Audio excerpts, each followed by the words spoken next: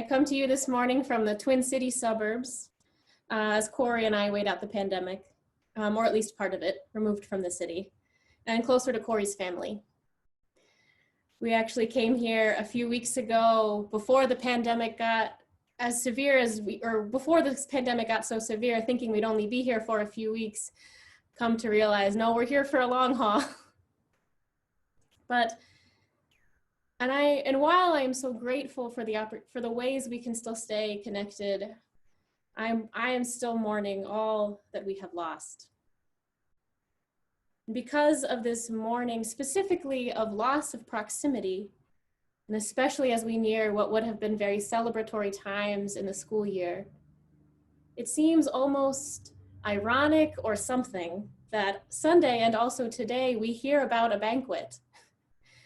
We hear about Wisdom's banquet today, a banquet to which we are invited to, but perhaps seems out of reach.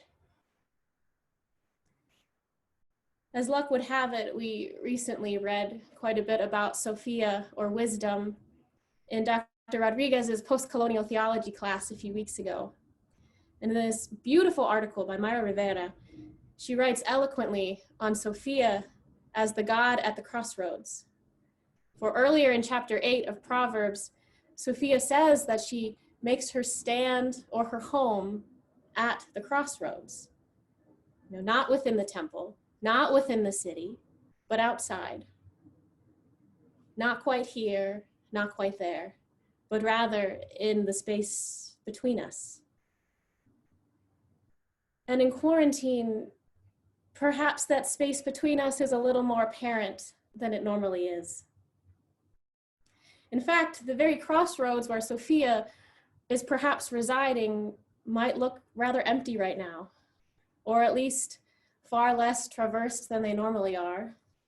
And so I wonder if perhaps Sophia is a little lonely as well, or if she is mourning our quarantine with us, or if her table that she had placed for us with choice meats and mixed wines is empty all but for herself.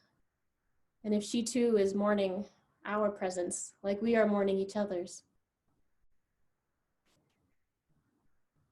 And another thing that we learned from Rivera concerning Sophia requires us again to flip a little bit back in the book of Proverbs to chapter 7, where we meet another personified woman, a character known as the strange woman or the foreign woman.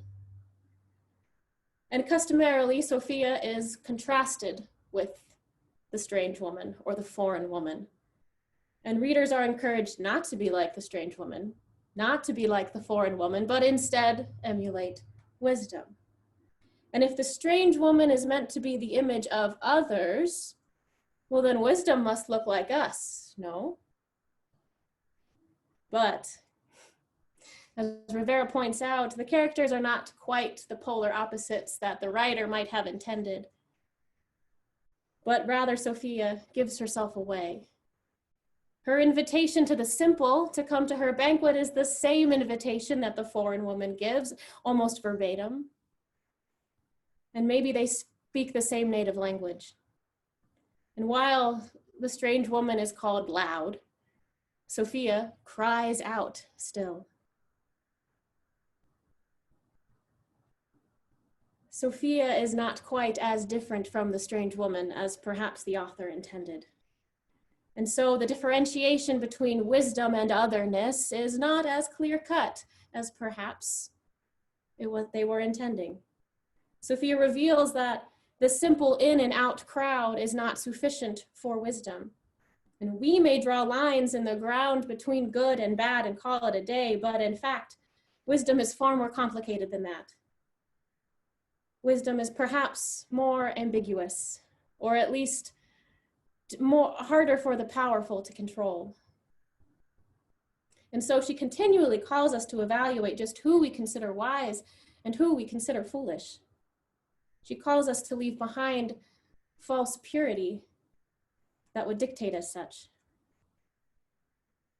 And our second reading this morning from 1 Peter is short and direct, an author after my own heart. Rid yourselves, therefore, of malice and all guile, insecurity, insincerity, envy, and all slander. And so I wonder if perhaps the author of 1 Peter and Sophia were conspiring a bit here. Because who else do humans slander against, show malice, and are envious of, if not those we have deemed other? Who else do we show such contempt for, if not the strange women or the strange persons in our midst? Beloved, false purity tempts us to blame China and people from Asia for the pandemic and the virus. False purity tempts us to slander against foreign nations and to blame our situations on those we have deemed other, because it's simple and seemingly falsely a consequence-free way to channel our anger. And we must resist that temptation and call it out when we hear it, because now of all times, there are no in and out crowds. There are no in and out crowds because there are no crowds at all. Perhaps what 1 Peter and Sophia are trying to get us to understand is that it's not worth it.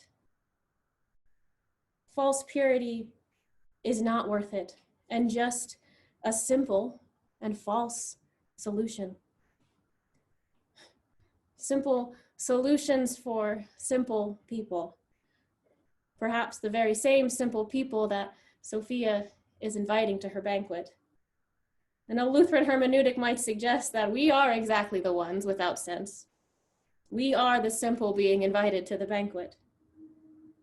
And that her invitation is then nothing else than God's grace, reaching out to us, inviting us to the only banquet we might have access to right now, drawing us in to feast on that spiritual milk and salvation, drawing us away from contempt, away from slander and malice, and toward the kingdom of God. Hospitality looks a little different in quarantine, but the crux of the matter is the same. The core of hospitality remains providing for one another, advocating for one another, caring for one another, just as God is providing for us, advocating for us, caring for us.